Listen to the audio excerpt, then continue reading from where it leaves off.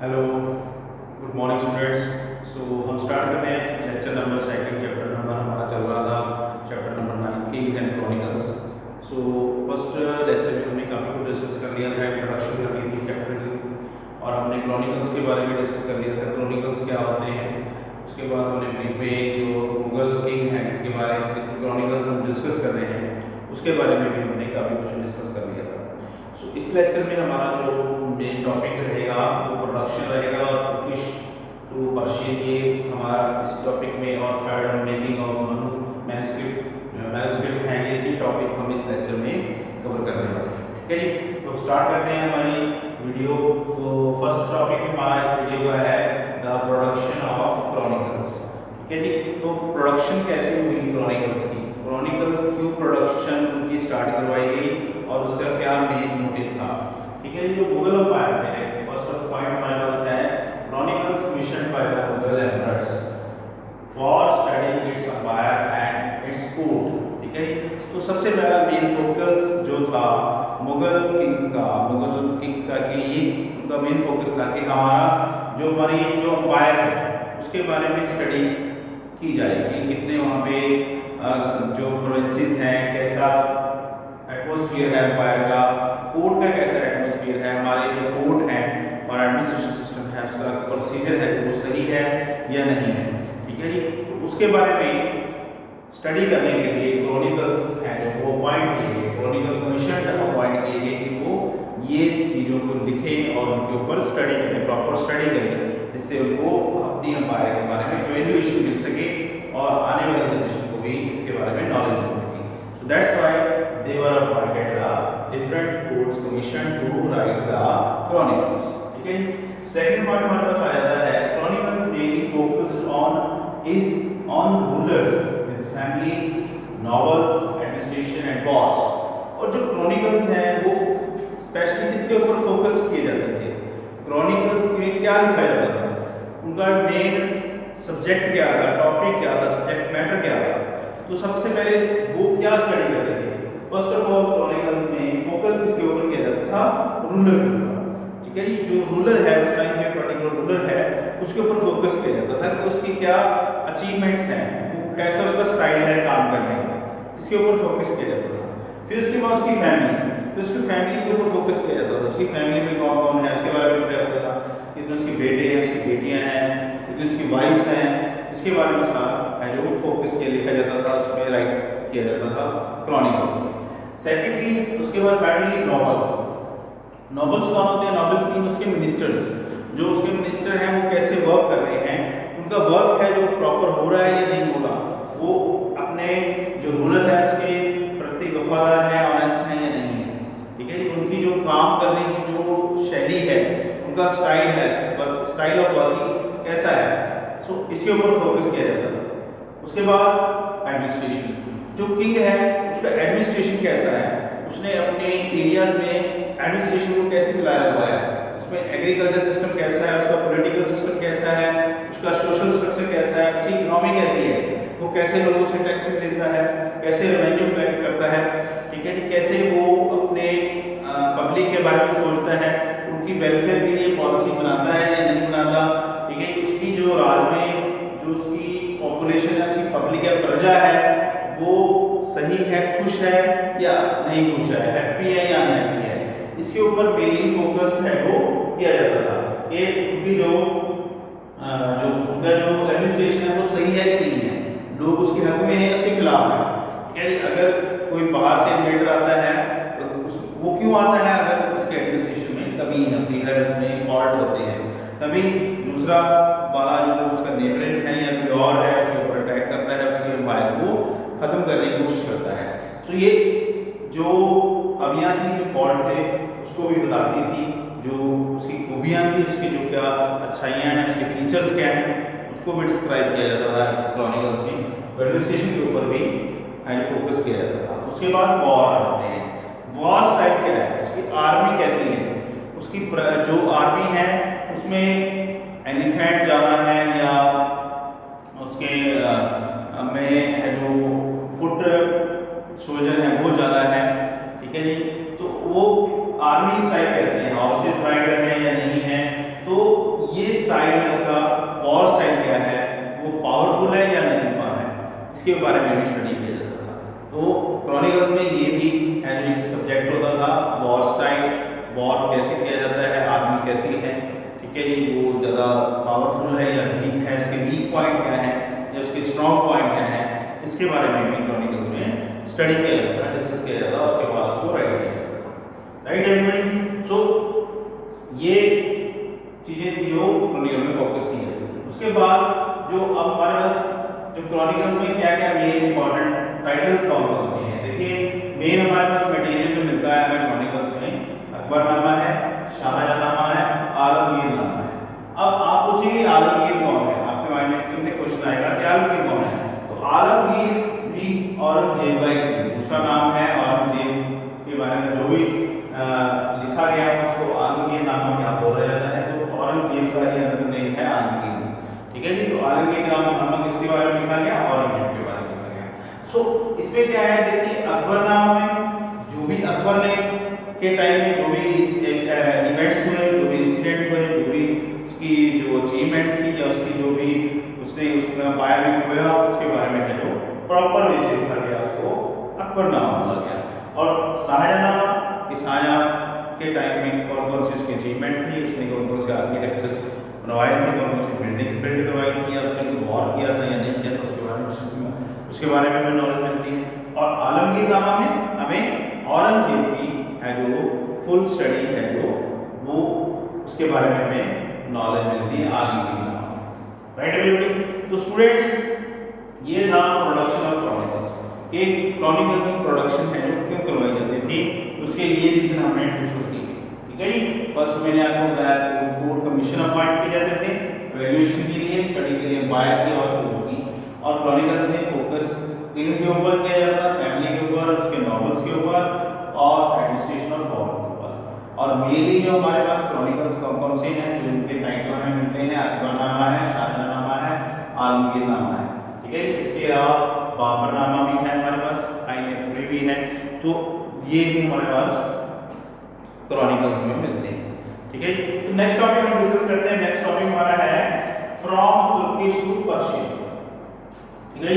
अब from Turkish to Persian का क्या मीनिंग है कि जो लैंग्वेज है वो तुर्किश से पर्शियन में कैसी है, ठीक है। पहले क्या था, जो मेनली हम बात करते हैं कि 19वीं सेंचुरी में जो first of all Turkish ruler ने यहाँ पे इन्वेड करना स्टार्ट कर दिया था, इंडिया में आना शुरू कर दिया था, तो जो भी तुर्किश तैमूर से आए उनको हम तुर्किश रूलर बोलते हैं, तुर्क से आए तो उनकी जो मेन लैंग्वेज थी तुर्किश लैंग्वेज थी, वो तुर्क में ही ज़्यादा उनका एडमिनिस्ट्रेशन वर्क है जो तुर्किश लैंग्वेज में चलता था, वो तुर्किश को स्पोकन करते थे। बट अब मुगल टाइम के पीरियड में है जो वो पर्शियन एक लीडिंग लैंग्वेज बन गई, पर्शियन एक फेमस लैंग्वेज बन गई, सारा जो वर्क है पर्शियन लैंग्वेज में होना स्टार्ट हो गया। तुर्किश से पर्शियन लैंग्वेज कैसे है, देखिए यहाँ पे अकबर के टाइम में, in Akbar time the main leading language was Persian, ठीक है। तो अकबर को पर्शियन लैंग्वेज से बहुत ज़्यादा लगाव था, बहुत ज़्यादा लव था, जो उस अकबर पर्शियन लैंग्वेज से बहुत लव करता था, उसको बहुत अच्छी लगती थी, इसीलिए उसने अपनी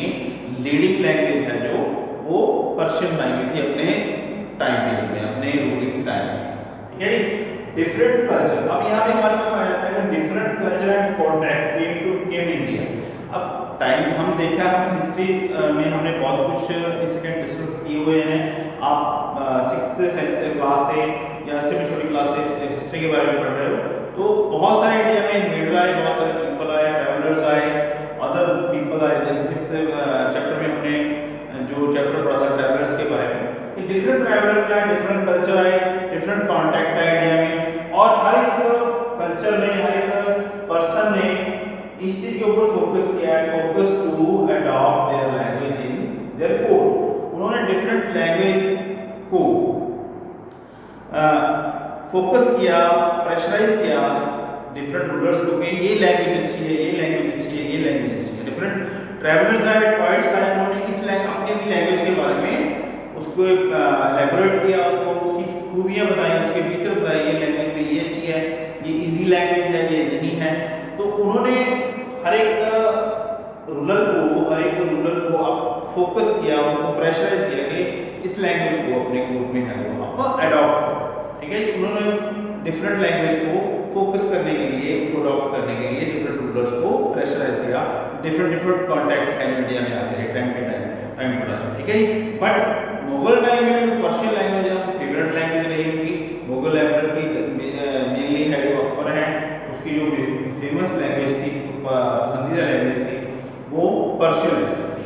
नेक्स्ट हमारा पॉइंट आ जाता है but Persian was related and spoken by them. यहाँ पे पर्शियन लैंग्वेज क्यों इतनी ज्यादा फेमस थी? क्योंकि किंग खुद इसको बोलता था।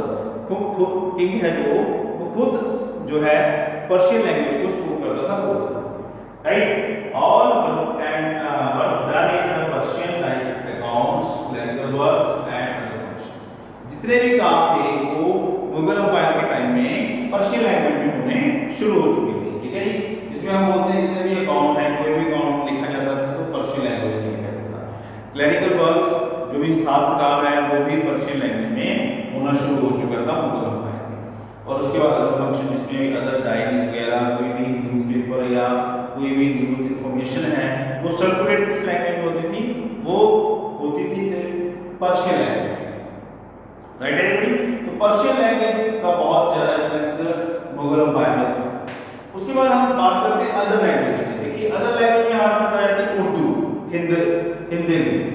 ये भी एक तरह से एक दूसरी लैंग्वेज का मिक्सचर था। उर्दू और हिंदी में मिक्सचर होने की वजह से ये काफी एरियाज में इंडिया में उर्दू भी बोली जाती थी और हिंदी भी बोली जाती थी, राइट।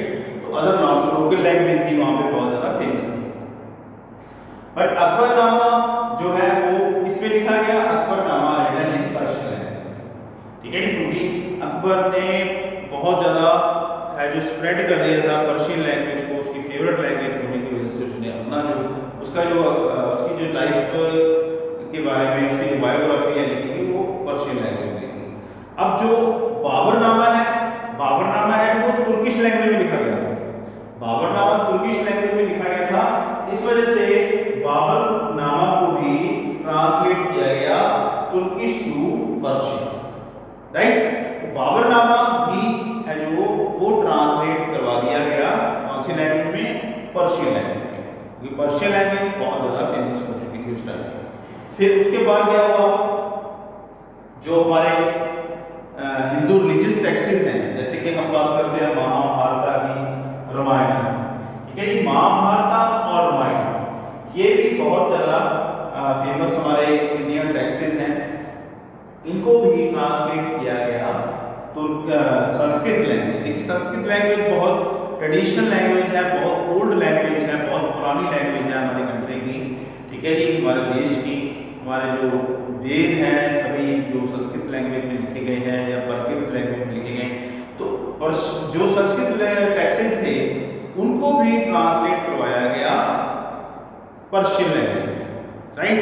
तो इससे हम अंदाजा लगा सकते हैं, आइडिया लगा सकते हैं कि पर्शियन लैंग्वेज कितनी ज्यादा फेमस लैंग्वेज हो चुकी थी मुगल पीरियड। क्लियर है एवरीबॉडी? तो इसके साथ हमारा ये टॉपिक कंप्लीट हो गया, जो हमारा तुर्किश टू पर्शियन था। आई थिंक आपको ये टॉपिक भी अच्छे से समझ में आ गया होगा कि तुर्किश है जो कैसे पर्शियन लैंग्वेज में बदल गई, कि पर्शियन कैसे फेमस हो गई इतनी ज्यादा मुगल टाइम पीरियड में। क्लियर है एवरीबॉडी? तो उसके बाद हम नेक्स्ट टॉपिक हमारा करते हैं कि the making of manuscripts. The making of manuscript, making of manuscript. अब मैन्युस्क्रिप्ट क्या होती है? ठीक है जी, मैन्युस्क्रिप्ट के बारे में आपने सुना जरूर होगा, बट मैं फिर भी आपको बता देता हूँ उसको इसका मीनिंग क्या होता है। मैन्युस्क्रिप्ट मींस हैंड रिटन है, जो भी एक मटेरियल है, हैंड रिटन बुक लगा दो या हैंड रिटन कोई पेज लगा दो, ठीक है, उसको बोला जाता है मैन्युस्क्रिप्ट। मैन्युस्क्रिप्ट हाथ से लिखी जाती है और मैन्युस्क्रिप्ट जो है वो अकबर के टाइम में काफी उन्होंने लिखवानी शुरू कर दी। अकबर जी ने अपने ही कोर्ट में, अपने ही एम्पायर में किताब खाना खोल रखा था, लाइब्रेरी। किताब खाना मीन्स लाइब्रेरी, एक लाइब्रेरी थी जहाँ पे जो मैन्युस्क्रिप्ट हैं वो डिफरेंट वैरायटीज में है जो लिखी जाती थी, राइट की जाती थी। और मैन्युस्क्रिप्ट की क्या क्या फीचर्स थे? मैन्युस्क्रिप्ट एक बहुत ही हम बोल सकते हैं प्रीशियस रिटन मटेरियल था, बहुत कीमती प्रीशियस रिटन मटेरियल था। इसमें देखिए क्या एक स्टाइल है जो यूज किया जाता था जिसको बोला जाता है calligraphy. Calligraphy means art of writing, ठीक है। जो मैन्युस्क्रिप्ट लिखने का तरीका होता था वे होता था वो होती थी कैलीग्राफी। कैलीग्राफी की वहाँ पे बहुत अच्छे से जो है कोई भी रिटर्न मटेरियल उसको अच्छे से लिखा जाता था, बड़ी अच्छी राइटिंग में लिखा जाता था।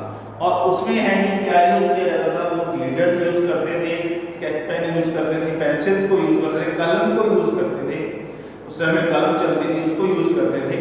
और उसके अलावा वो उसको अच्छी बनाने के लिए, डेकोरेट करने के लिए उसको उसके जो पेज हैं उसको इलस्ट्रेट किया जाता था, अच्छे से उसके ऊपर डिजाइनिंग की जाती थी, पिक्चर्स बनाई जाती थी। बहुत अच्छे से लिखने वाली एक हम ये बोल सकते हैं ऐसा आर्ट जो एक बहुत ब्यूटीफुल पिक्चर को, एक बुक को रिप्रेजेंट करता है, उसको हम मैन्युस्क्रिप्ट बोलते हैं। देखिए जो अकबर था उसको आर्ट से बहुत ज़्यादा लव था, ठीक है। वो डिफरेंट डिफरेंट रिलीजन के बारे में नॉलेज लेने का उनको शौक था, इस वजह से उन्होंने इतनी बुक्स हैं, इतने ज़्यादा आर्ट को यहाँ अपने एम्पायर में फ्लरिश किया, फैलाया। उस टाइम में प्रिंटिंग मशीन नहीं आई थी, इसलिए जो भी वर्क होता था इंडिया में नहीं आई थी, यूरोपियन कंट्री में से आ चुकी थी, पर इंडिया में अभी स्टार्ट नहीं हुआ था प्रिंटिंग। तो इंडिया में अभी मैन्युस्क्रिप्ट चल रही थी, हैंड रिटन मटेरियल चल रहा था।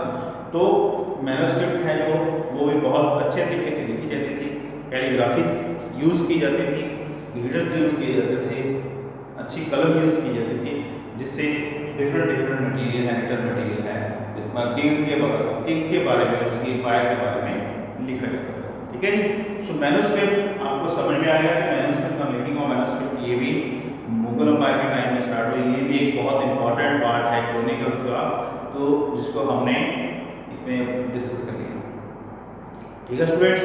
तो स्टूडेंट्स इसके साथ हमारा ये जो हमने 3 टॉपिक हमारे कवर कर लिए इस लेक्चर में, ठीक है।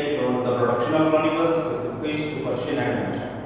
सो आई होप करता हूँ कि आपको ये चीज़ें अच्छे से समझ में आ गई होंगी, और इसके साथ आपने जब भी लेक्चर को सुनना है तो लिसन करना है तो एनसीईआरटी को साथ में लेके बैठना है, जिससे आपको सारा टॉपिक है जो बड़े अच्छे से क्लियर हो जाएगा। Thank you.